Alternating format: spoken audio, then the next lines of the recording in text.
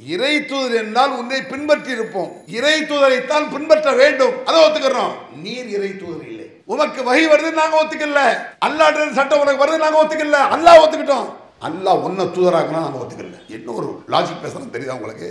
நீர் தான் இறை தூதர் என்பதை நாங்கள் ஒத்துக்கொண்டிருந்தால் உன்னை பின்பற்றி இருப்போம். என்ன செய்யணும்? அப்துல்லாவுடைய மகன் போடு அடிச்சுட்டாங்க. அவன் சொல்றது சரிதான். ஒப்பந்தம் என்றால் இருதரப்பு ஒத்துக்கொண்டதா அதில் இருக்கணும். மின் முஹம்மது பின் அப்துல்லான்னு போட்டுட்டால ரசூலுல்லாஹ். எந்த ஒரு விஷயத்தை பேசுகிறோமோ இருதரப்பு ஒத்துக்கொண்டதை போடுவதுதான் நியாயம். அதை ஒத்துக்கொண்ட நபிகள் நாயகம் ஸல்லல்லாஹு அலைஹி வஸல்லம். இப்ப யோசிச்சு பாருங்க, மக்கா காவிர்கள் இறை தூதரை ஒத்துக்கொள்ள வேண்டும், ஆனால் நீர் இறை தூதர் இல்லை. நம்ம மக்கள் முகம்மதை இறை தூதர் ஒத்துக்கிட்டான், ரசூலுல்லாஹ் பின்பற்ற மாட்டாங்க. அவன் இறை தூதரை பின்பற்றோம், நீர் இறை தூதரை இல்லைன்னா 200 கோடி முஸ்லிம்கள் ஒத்துக்கிட்டான் முகமது ரசூலுல்லாஹ். அஷ்ஹது அல்லா இலாஹ இல்லல்லாஹ் சொல்லிட்டு அஷ்ஹது அன்ன முஹம்மது ரசூலுல்லாஹ். எல்லா ஜமாத்லயும் உலகத்துல எல்லா பள்ளியும் 1000 பிரிவு இருக்கட்டும், இதை ஒத்துக்கிட்டான். முகமது ரசூலுல்லாஹ்னு ஒத்துக்கிட்டிய, அவரை பின்பற்றதுக்கு என்னடா கஷ்டம்? அவர் சொல்ல கேட்கறது கஷ்டமா? அவர் பின்னால போறது கஷ்டமா? இதை விளங்கல பாருங்க. அப்ப அவன் பாதியை ஒத்துக்கிட்டான், இவன் பாதியை ஒத்துக்கிட்டான். அவன் இறை தூதரை பின்பற்றணும்னு ஒத்துக்கிட்டு ரசூலா இறை தூதர் இல்லைன்னா, இவன் ரசூலா இறை தூதர் சொல்லி ரசூலா பின்பற்ற மாட்டாங்க. கேட்டான் சாபியை பின்பற்றணும், ஹனபியை பின்பற்றணும், சலபி. இப்ப சலபின்னு ஒரு குரூப் இருக்காமா, அது ஒரு வேடிக்கை. எனக்கு ரொம்ப ஹம்பக்குமாங்கல்ல, ஒரு மாயை, ஒரு பைத்தியக்காரத்தனம். சஹாபாக்களை பின்பற்றுதல் ஒண்ணு, சஹாபாக்கள் இஸ்லாத்தை புரிந்தது போல புரிந்து கொள்வது ஒண்ணு. ரெண்டுமே தப்பு. அஸ்ஸலாமு அலைக்கும் வரஹ்மத்துல்லாஹி வபரகாத்துஹு. அளவற்ற அருளாளனும் நிகரற்ற பேரன்புடையவனுமான எல்லாம் வல்ல அல்லாஹ் என்ற திருப்பெயரை கொண்டு என்னுடைய உரையை நான் ஆரம்பிக்கிறேன். வல்லநாயனின் கருணையும் சாந்தியும் சமாதானமும் நம் உயிரிலும் மேலான நபிகள் பெருமகனார் ரசூலுல்லாஹி ஸல்லல்லாஹு அலைஹி வஸல்லம் அவர்கள் மீதும், அவர்களின் உற்றார் உறவினர்கள் மீதும், அவர்களின் அன்பு தோழர்கள் சஹாபா பெருமக்கள் மீதும், நம் எல்லோரின் மீதும் என்றும் உண்டாட்டுமாக. அன்பிற்குரிய பெரியவர்களே, தாய்மார்களே, சகோதர சகோதரிகளே, வகியை தவிர உள்ள அனைத்தும் வழிகேடுதான் என்ற கருத்தில் எனக்கு தலைப்பு தரப்பட்டிருக்கிறது. இது ரொம்ப ஒரு அத்தியாவசியமான, முக்கியமான, தெளிவாக தெரிந்து கொள்ள வேண்டிய ஒரு டாபிக், ஒரு செய்தி. இஸ்லாத்தில் எல்லா விஷயத்தையும் தெரிந்து கொள்ள முடியாது யாராலையும். நபிகள் பெருமானார் 23 காலங்கள் சொன்னதை நம்ம அப்படி தெரிஞ்சிட முடியுமா? முடியாது. ஆனால் குறைவாக இஸ்லாத்தை தெரிந்தாலும் அதை தெளிவாக தெரிந்து கொள்ள வேண்டும். அதை இது போன்ற விஷயங்களை நாம் தலைப்பாக எடுத்து பேசுகிறோம். ஒரு 30-35 ஆண்டுகளுக்கு முன்னால் இந்த ஏகத்துவ பிரச்சாரத்தை மேற்கொள்ளும் பொழுது, இந்த கொள்கை இருக்குல்ல, தமிழ்நாடு தௌஹீத் ஜமாத்துக்கு நம்ம பல பேர்கள் இயங்கி வந்து கடைசியில் இந்த பேர்ல வந்து உட்கார்ந்துருக்கோம். ஆரம்பத்தில் AQH அஹ்லுல் குர்ஆன் வல் ஹதீஸ், இதெல்லாம் சொல்லணும்னா ஈஸியாக விளங்கும் உங்களுக்கு. அஹ்லுல் குர்ஆன் வல் ஹதீஸ், குர்ஆனையும் ஹதீஸையும் சொல்லக்கூடிய கூட்டம் அப்படின்னு சொல்லி ஒரு இயக்கத்தை முதல்ல ஆரம்பிச்சோம். அப்ப ஊருக்கு 2 பேர் கூட இருக்க மாட்டாங்க. அதற்கு சில வருடங்கள் கழித்து JQH, இவன் சொல்றாங்கல்ல ஜாக்குன்னு, அதுதான் அது. JQH ஜம்இய்யத்து அஹ்லுல் குர்ஆன் வல் ஹதீஸ், குர்ஆன் ஹதீஸை சொல்லக்கூடிய ஒரு ஜமாத் அப்படின்னு ஆரம்பிச்சு செயல்பட்டு இருந்தோம். இப்படியே ஜமாத்துகள் பெருக பெருக மக்கள் கூட்டம் கூட கூட கூட கருத்து வேறுபாடுகள் வரும். அதெல்லாம் வராமல் இருக்காது. சண்டைகள், சச்சரவுகள், கருத்து வராமலாம் இருக்காது. ஒரு குடும்பத்துக்குள்ள வருது. ஒரு தாய் தாபன் பிறந்த அண்ணன் தம்பிக்குள்ள சர்ச்சை வருது இல்லை, வராமலாம் இருக்காது. என்ன சண்டைகள் சர்ச்சைகள் வந்தாலும் ஒரு முஸ்லீம் என்ன செய்ய தெரியுமா? முடிந்த அளவுக்கு எவனிடத்தில் நியாயம் இருக்குன்னு பார்க்கணும். அவ்வளோதான் பார்க்கணும். நீங்க ரொம்ப அலட்டிக்க வேண்டியது இல்லை. யார் கரெக்டாக ஆதாரப்பூர்வமாக பேசுறான்னு பார்க்கணும். இதுதான் அதை பற்றி சிம்பிளா. மற்றபடி அதை பெருசாக ஒன்று சொல்லலை. நான் 30 வருடங்களுக்கு முன்னால் ஒரு ஜட்ஜு, நீதிபதி, மாவட்ட நீதிபதி சிவவடிவேல் அவர் பேர். அவர் நம்மோடு பல கூட்டங்களில் கலந்திருக்காரு. இஸ்லாத்துக்கு வந்தவர். அவர் வக்கீலா இருந்து ஜட்ஜாகி ரிட்டையர்ட் அவர் 2-3 வருஷத்துக்கு முன்னாடி இஸ்லாத்துக்கு வந்தார். நம்மளோட பல மீட்டிங்களில் தௌஹீத் ஜமாத் கூட்டத்தில் கலந்திருக்கார். அப்போ அவரிடத்தில் பேசிக் கொண்டிருக்கும் பொழுது, சார் எதை வைத்துக்கொண்டு நீங்கள் இஸ்லாத்தில் வந்தீர்கள், இஸ்லாத்தின் பால் உங்களை ஈர்த்தது எது? அவர் ஒரு ஜட்ஜும் கூட இந்துவா இருந்தாலும் முஸ்லீமா இருக்காரு. அப்ப நமக்கு எப்படி இவர் இஸ்லாத்துக்கு வந்தார்? நம்மெல்லாம் பிறந்தோம் தாய் தப்ப முஸ்லீம், நம்மளும் முஸ்லீம்னு சொல்லிட்டு இருக்கோம். அவர் இந்து மதத்தில் பிறந்த ஒரு ஜட்ஜி இஸ்லாத்துக்கு வந்தார, எப்படி சார் வந்தீங்க, எப்படி உங்களை எது ஈர்த்தது அப்படின்னு நான் கேட்டேன் அவர்கிட்ட. அவர் மக்களோடு நல்லா ஜாலியாக பேசுவார். அவருக்கு சொல்றாரு, அதாவது உங்க எல்லாருக்கும் தெரிஞ்ச குர்ஆன் வசனம் தாவே என்ன ஈர்த்தது அப்படின்னாரு. அப்போ ஏதோ குர்ஆன் வசனம் அவர் ஈர்த்திருக்கு. என்ன சார் அது? லக்கும் தீனுக்கும் வலிய தீன்னார் பாருங்க. குர்ஆன்ல இருக்கா? குல் யா அய்யுஹல் காஃபிரூன். கடைசியில் குர்ஆன் கடைசியில் 4 சூறாவில் ஒரு சூறா அது வரும், 4-5 சூறாவில். அந்த குல் யா அய்யுஹல் காஃபிரூன் ஆரம்பிக்கிறது அந்த சூறாவின் கடைசியில் லக்கும் தீனுக்கும் வலிய தீன். இதுதாயா என்ன இழுத்துது? அந்த ஒரு வார்த்தை ஒருத்தன் சுண்டி இழுத்துரும்.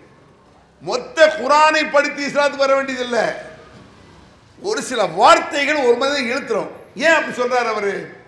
உங்கள் வழி உங்களுக்கு, எனது வழி எனக்கு என்று நபியே சொல்லும். வஹீனா என்ன? வஹின்னு சொல்லிட்டு இருக்கமே, வஹியை தவிர உள்ளது வழிகேடுங்க. வஹீனா என்ன? என்னமோ வஹி நீங்க நினைச்சிட்டு இருக்கீங்க. வஹி என்பது அல்லாஹ்விடத்தில் இருந்து ஒரு இறங்கப்பட்ட அனைத்து சட்டமும் வஹிதான். ஒவ்வொரு சட்டமும், தொழுகை, நோம்பு, சக்காத்து, திக்ரு, சுப்ஹானல்லாஹ், அல்ஹம்துலில்லாஹ், அஸ்ஸலாமு அலைக்கும், ஸலவாத், அல்லாஹும்ம ஸல்லி அலா முஹம்மது, லா ஹவுல வலா குவத்த, எத்தனை திக்ர் இருக்கு, அத்தனையும் அல்லாஹ்வால் இறக்கி வைக்கப்பட்ட சட்டம். அதற்கு பேர் வஹி, இறை அறிவிப்புங்கிறோம்ல. நபிகள் நாயகம் ஸல்லல்லாஹு அலைஹி வஸல்லம் அவர்கள் நபி ஆவதற்கு முன்னால் 40 வருஷம் அதுக்கு பிறகுதான் ரசூலுல்லாஹ் நபி ஆகுறாங்க, இறை தூதராக ஆகுறாங்க. அதுக்கு முந்தி மக்களோடு மக்களாக ஒரு சாதாரண மனிதராக வாழ்ந்தாங்க. நபியான பிறகும் சாதாரண மனிதராக தான் வாழ்ந்தாங்க. அவங்க இஸ்லாத்தை ஆரம்பத்தில் எடுத்து சொல்லும் பொழுது ஜிப்ரைல் மூலமாக குர்ஆன் இறங்கிச்செல்லாம் கேள்விப்பட்டிருப்பீங்க, அதெல்லாம் விளக்க வேண்டியதில்லை. ஜிப்ரைல் வந்து அல்லாஹ்வுடைய கட்டளையோடு இக்ரா பிஸ்மி ரப்பிக்கல்லதி ஹலக் அப்படின்னு ஆரம்பிக்கிறார். இக்ரா ஓதுவீராக. ஓதுறதுனா என்ன? படிக்கிறது, வேற ஒன்றும் இல்லை. ஸ்கூல் பிள்ளைய படிக்க பார்த்துருக்கீங்களா? ஓதாமல் ஒரு நாளும் இருக்க வேண்டாம், படிக்காமல் இருக்க வேண்டாம்னு அர்த்தம். ஓதுவீராக அப்படின்னு சொல்லி யாரு சொல்றா? ஜிப்ரைல் முஹம்மது நபிட்ட சொல்றாரு. அப்போ முஹம்மது நபி சொல்றாங்க, மா நபி காரீன், எனக்கு ஓத தெரியாதே என்றார்கள் நபிகள் நாயகம். எனக்கு படிக்க தெரியாது. இது அப்படியே ஆதாரப்பூர்வமான செய்தி. எனக்கு ஓதவும் தெரியாது, படிக்கவும் தெரியாது, எழுதவும் தெரியாது, எழுதியதை பார்த்து படிக்கவும் தெரியாது சொல்லாங்க. அப்ப ஜிப்ரைல் மூலமாக முதலில் வந்த சட்டம் என்ன? ஓது, படி. முதல்ல படிப்பறிவு மண்டல ஏத்து படி, அதுக்கு பிறகு தொழுவதை பார்த்துக்கலாம், அதுக்கு பிறகு நோம்பு பார்த்துக்கலாம். படித்தா தாண்டா எப்படி தொழுவணுங்கிறது தெரியும், எப்படி நோம்பு வைக்கணுங்கிறது தெரியும். அதனால படிப்பீராக என்பதுதான் முதல்ல இறங்குச்சு. அப்படி இறங்கி கொஞ்சம் கொஞ்சமாக இறைவனுடைய சட்டங்கள் இறங்க இறங்க, நல்ல கவனிங்க, ஒரு சுவாரஸ்யமான விஷயம் அது. நபிகள் பெருமானாரை அல்லாஹ் சொல்கிறான், நபியே இந்த மக்கள்கிட்ட சொல்லு. எந்த மக்கள்கிட்ட? மக்காவில் வாழ்ந்த முஸ்லீம் அல்லாதவங்கள்ட்ட. மக்காவில் முஸ்லீம் இல்லையா ரசூலுல்லாஹ் முதல்ல சொல்றாங்க இஸ்லாத்தை. அபூபக்கர் சித்திக் போன்ற ஒரு சில தோழர்கள் தான் இஸ்லாத்தை ஏத்துக்கிறாங்க, பெரும்பாலும் ஏத்துக்கலையா ஆரம்பத்தில். அந்த மக்களிடத்தில் நீ கேள், எல்லாம் உனக்கு வேண்டியவங்க தான். அந்த மக்கள்லாம் எல்லாம் ரசூலுல்லாஹ் சொந்தக்காரங்க தான். குறைஷி குலம் ஒரு பிரபல்யமான ஒரு கோத்திரம் குடும்பம் அது. அதில் பிறந்தாங்க ரசூலுல்லாஹ். எல்லாத்தையும் முகமது நீர் கேளும். ரசூலுல்லாஹ்க்கு தோணல, அல்லாஹ் கேட்க சொல்றான். என்ன கேட்கணும் தெரியுமா? லபித்து ஃபீக்கும் உம்ரம் மின் கப்லிஹி அஃபலா தாகிலூன். உங்களோடு தானே இவ்வளவு காலம் வாழ்ந்தேன், 40 வருஷமா. எனக்கு 40 வயசுல இறைத்துவப்பட்ட வந்திருக்கு. இவ்வளவு காலம் உங்களோடு தானே வாழ்ந்தேன், யோசித்து பார்க்க மாட்டீர்களா என்று கேளும். அல்லாஹ் எப்படி கேட்க சொல்றான்? 40 வருஷம் உன் கூட தான் வாழ்ந்தேன், கொஞ்சமாவது யோசிச்சு பாரு. நான் ஒரு அயோக்கியத்தனம் செஞ்சிருப்பேனா, ஒரு ஃப்ராடு பண்ணியிருப்பேனா, ஒரு மோசடி பண்ணியிருப்பேனா? எனக்கு முன்னால பேசினார, எந்த அந்நிய பெண்ணுடைய விரல் நுனியில் கூட நபிகளாருடைய விரல் நுனி பட்டதில்லை. மா மஸ்ஸத் யது ரசூலுல்லாஹ் இதம்ரத்தின் கத்து, சஹாபி சொல்றார். ஏன்னா ரசூலுல்லாஹ்வுடைய விரல் இன்னொரு பொம்பளை விரல்ல படலையாமா. அப்ப எப்ப இருந்து பார்த்திருப்பான்? ஒரு 15 வயசு, ரசூலுல்லாஹ்வுடைய இளமை வயசுல இருந்து 63 வருஷம், 63 வயசு வரைக்கும் பார்த்திருப்பான். கிட்டத்தட்ட 50 வருஷத்துக்கு மேலே. ரசூல்லா பேசும்பொழுது யார்கிட்ட பண்ணுவோம், ஏதாவது ஒரு பெண் கூட கொடுத்தா கூட அந்த விரல் படாமல் வாங்குவாங்க. அந்நிய பெண்ணுடைய விரலின் மீது ரசூல்லாவோட விரல் பட்டதில்லை. இது இறை தூதருடைய ஸ்பெஷாலிட்டி, உச்சகட்டமானது. இப்படி ஒரு உத்தரவாதத்தை வேற யாருக்காக சொல்ல முடியுமா? ஒரு அவுலியாவுக்கு சொல்ல முடியுமா? எந்த மகானுக்காக சொல்ல முடியுமா? ஏன்ட சில பேர் ஃபோன் பண்ணி கேட்பாங்க, அஸ்ஸலாமு அலைக்கும். வலைக்கும் சலாம். ஃபோனில் இன்னைக்கு என் ஒய்ஃப் வீட்டுக்கு போனேன், மனைவி வீட்டுக்கு போனேன், என் குழந்தையா டீ தந்தா, அவள் தரும்பொழுது அவள் விரல் என் விரலில் பட்டுடுது. கூடுமா? கூடுமாவா? சேட்டை புரியுதா உங்களுக்கு? என்ன கூடுமா? தெரியாதா? தப்புன்னு தெரியாதா? ஏன் இது வருதுன்னா, இந்த புத்தி எல்லா ஆண்களுக்கும் இருக்கும், பெண்களுக்கும் இருக்கலாம். யார் யாருக்கு இருக்குன்னு சொல்ல வரல. அந்நிய பெண்ணுடைய விரல் என் விரல்ல பட்டதில்லைன்னு இன்னைக்கு ஒருத்தன் தெரிஞ்சிருக்கலாம்.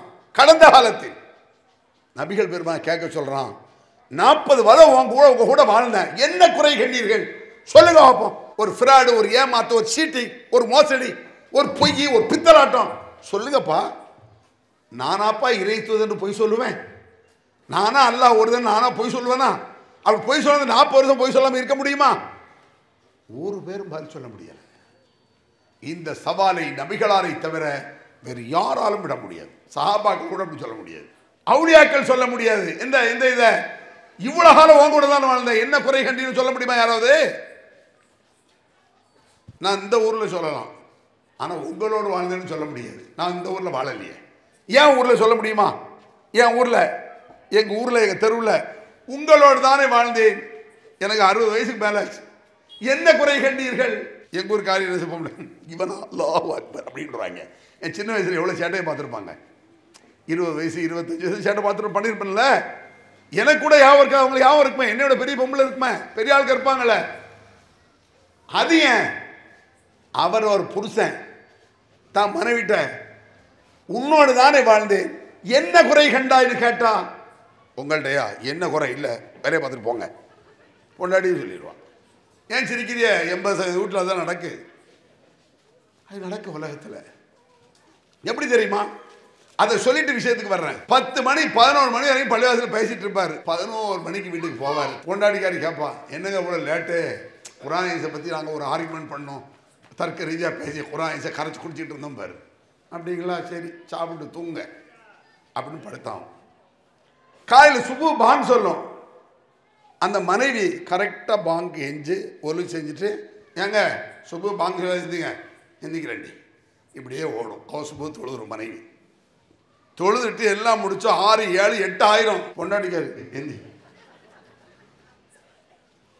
அப்போ ஒரு மனைவிக்குத்தான் தன் கணவனுடைய மைனஸ் தெரியும். அதே மாதிரி கணவனுக்கு மனைவி மைனஸும் தெரியும். அப்ப இந்த மாதிரி ஒரு சவாலை விட முடியுமாங்க யாராவது? உங்களோடு வாழ்ந்தேன், என்ன குறை கண்டீர்கள் சொல்லுங்கள் பார்க்கலாம். எப்பேற்பட்ட தூதரா அல்லாஹ் வச்சிருக்கான் நம்மளுக்கு முன்மாதிரியா. இந்த நபி இடத்தில் அழகிய முன்மாதிரிங்கிறான சாதாரண விஷயமா?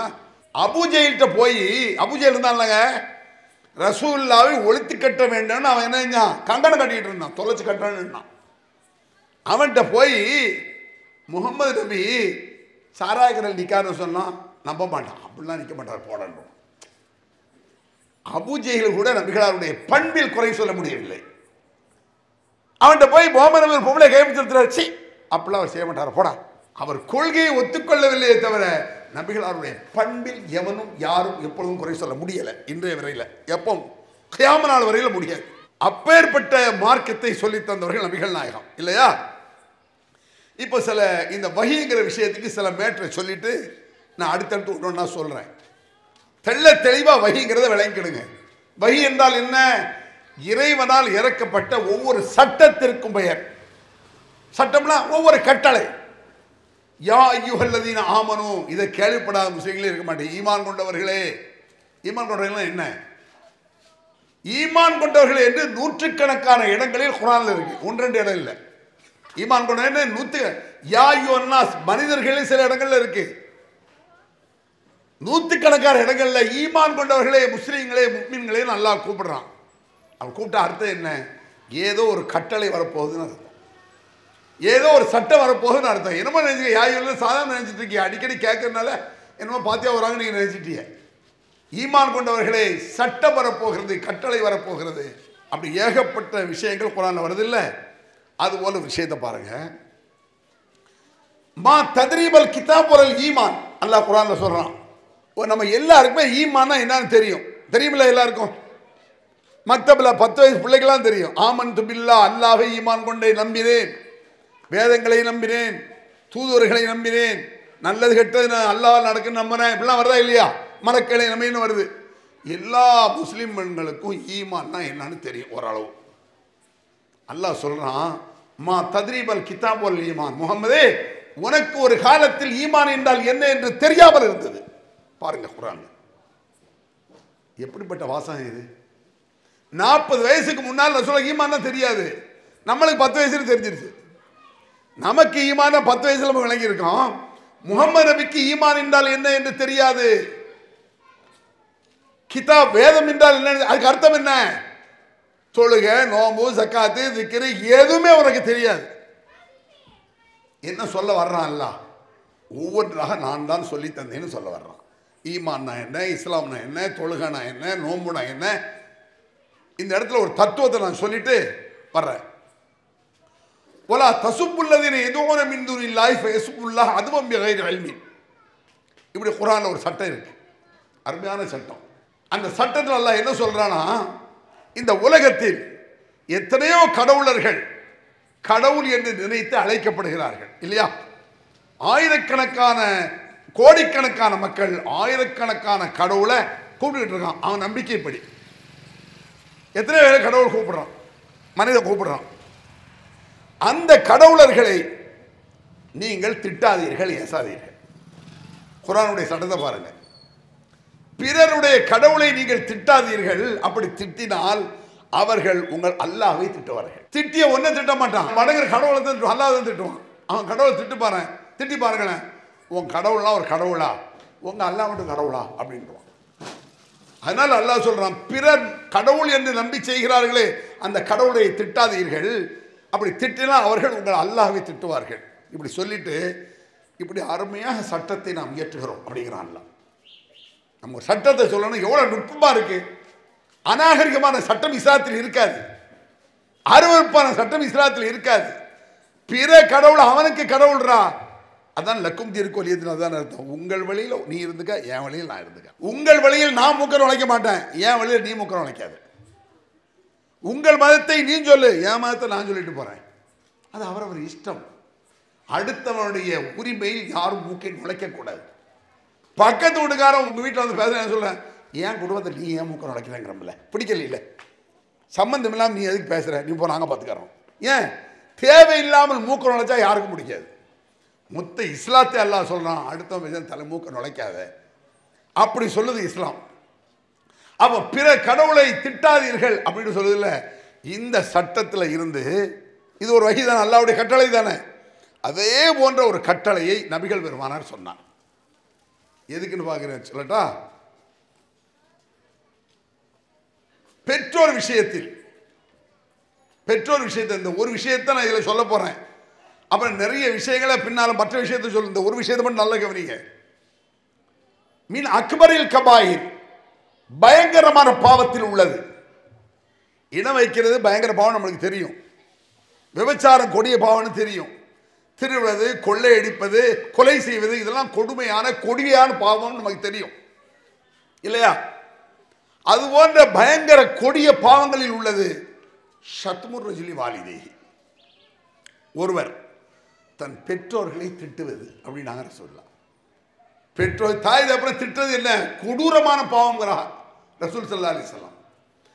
இங்கே தான் நீங்கள் சஹாபாக்களுடைய பண்பை நீங்கள் பார்க்கணும். ஹல் யஷ்துமு ரஜுலு வாலிதேஹி யா ரசூலல்லாஹ், அது எப்படி ஒருவன் தன் பெற்றோரை திட்டுவான்? யார் கேட்கா? ரசூல்லாவை ஏற்றுக்கொண்டு ரசூல்லா பண்பை பார்த்து இஸ்லாத்திற்கு வந்து அந்த ஒழுக்கத்தை பார்த்து இஸ்லாம் வந்த அபூபக்கர் சித்திக் போன்ற பெரும்பெரும் சஹாபாக்கள் கேட்குறாங்க, ஹல் யஷ்துமு ரஜுலு வாலிதேஹி, அது எப்படி ஒருவன் தன் பெற்றோரை திட்டுவான் அப்படின்னா, பெற்றோரை திட்டுறதுனா என்னன்னு அவங்களுக்கு தெரியல. அப்படி ஒரு கேரக்டரே அவங்கள்ட்ட இல்லை, அப்படி ஒரு நடைமுறையே இல்லை. தாய் தகப்பனை திட்டுவானோ அப்படி கேட்குறாங்க. நம்மளுக்கு அப்படி சந்தேகம் வருமா? பெற்றோரை திட்டுவது அது தூக்கி போட்டு மிதிப்பான இல்லையா? அவங்க அப்படி கேட்குறாங்க. அப்போ ரசூலுல்லாஹி ஸல்லல்லாஹு அலைஹி வஸல்லம் திட்டுவான். எப்படி என்றால், ஒருவன் இன்னொருவரின் பெற்றோரை திட்டுகிறான், உடனே இவன் பெற்றோரை திட்டுவான். இதுதான் பெற்றோரை திட்டுவது. அப்படின்னா நான் திட்டுறேன் ஒரு ஆளை, போடா நான் ஏன்னா அவன் என்ன போடா நான் ஏன்னுவான். உங்கள் அப்பா ஒரு முட்டா பையனா, உங்கள் அப்பா அந்த முட்டா பையன்மா. இது எங்கள் அப்பா என்ன செய்வார்? நான் திட்டேன் எங்கள் அப்பா என்ன செய்வார்? எங்கள் அத்தா எங்கள் அப்பா ஒன்றும் முடியாது. ஆனால் எப்படி வரும்? உங்கள் அப்பா ஒரு முட்டாள் அப்படின்னா உங்கள் அப்பா முட்டாள். அவன் உங்கள் அப்பா முட்டாள்னு சொன்னது காரணம் நீ தானே. அப்போ நீ தான் திட்டின, அவனை திட்ட வைத்தாய், அது நீ திட்டினதாக அர்த்தம். இப்போ விளங்குதா? ஒரு சட்டம் எப்படி இஸ்லாம் நுட்பமாக இருக்குன்னு தெரியுதா? எவ்வளோ அருமையாக இருக்குன்னு தெரியுதா? இப்படி நிறைய விஷயங்கள் இருக்கு. இப்போ நான் ஏற்கனவே சொன்ன வசனத்துக்கு வாங்க. மா தத்ரீமல் கிதாபுல் ஈமான், வேதம் என்றால் என்ன என்று தெரியாது, ஈமான் என்றால் என்ன என்று தெரியாது நபியே. ஒவ்வொன்றாக ஸ்டெப் 23 ஆண்டு காலங்கள் அல்லாஹ்வால் எல்லா சட்டங்கள் ஒன்று விழாமல் அல்லாஹ்வால் சட்டம் கொடுக்கப்பட்டவர்கள் நபிகள் நாயகம்.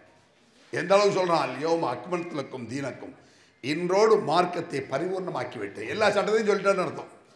மார்க்கத்தை பரிபூர்ணமாக்கிட்டா அர்த்தம் என்ன? எல்லா சட்டத்தையும் சொல்லிட்டேன், ஒன்று கூட விடலை. நான் இதுவரையில் 23 வருஷம் சொன்னதுதான் சட்டம், நீ செஞ்சதுதான் சட்டம், நான் அங்கீகரிச்சதான் சட்டம் அப்படின்னு நல்லா சொல்லி முடிச்சிட்டான். இப்படி சொல்லிட்டு இருக்கும் பொழுது மக்காவில் வாழ்ந்த காஃபிர்கள், அதாவது இஸ்லாத்தை ஏற்றுக்கொள்ளாதவர்கள், ரசூலுல்லாவை நபியாக ஏற்றுக்கொண்டு மதீனாவை ஏற்றுக்கொண்டு நிறைய பேர் இஸ்லாத்துக்கு வந்துட்டாங்க. மக்கத்து காவிர்கள் சொன்னார்கள் ரசூலுல்லாட்ட, ஏத்திபி குர்ஆனின் கைரிஹாதா, முகமதே உன் சொல்ல நாங்க கேட்கிறோம், வேறு குர்ஆனை கொண்டு வா, இந்த குர்ஆன் வேண்டாம். இப்படி சொன்னான். குர்ஆன்ல இருக்குது. இதெல்லாம் கதையா கேட்காதீங்க, நான் சொல்லக்கூடிய ஒவ்வொரு திருமறை குர்ஆன் வசனம் அல்லாஹ்வுடைய சட்டம். என்ன சொல்றாங்க? ஏத்திபி குர்ஆனின் கைரிஹாதா, வேறு குர்ஆனை கொண்டு வா, அல்லது பத்தில்ஹு, குர்ஆனை கொஞ்சம் மாத்திக்கொடு, சேஞ்ச் பண்ணிக்கொடு.